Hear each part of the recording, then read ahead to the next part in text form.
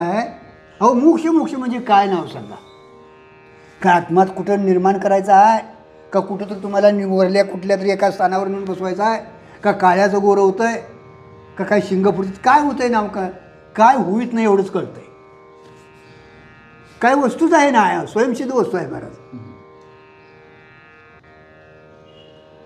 मोक्ष मोक्ष म्हणजे काय परमार्थात काय कळतं काय मिळत नाही काय मिळवायचं नाही हे कळतं. मिळवायला वस्तू स्वयंसिद्ध आहे आणि घालवायला तिथं अज्ञानाचं नाही महाराज. दोन्हीबद्दल आपला प्रयत्न आहे ना.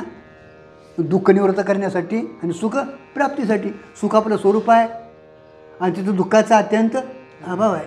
आणि म्हणून त्यांचं जे पुढं जाणारं जे शरीर आहे ना सूक्ष्म शरीर त्याचा पूर्ण बाद झालेला असतो महाराज. म्हणून हा देह पडला की त्यातनं मुक्त होतं. तसंच आपलं बी आहे महाराज. ते तुम्हाला तसंच करतात महाराज. आपल्याला ते काय करतात तसंच करतात महाराज. म्हणून सद्गुरूंच्या सान्निध्यात राहून ह्या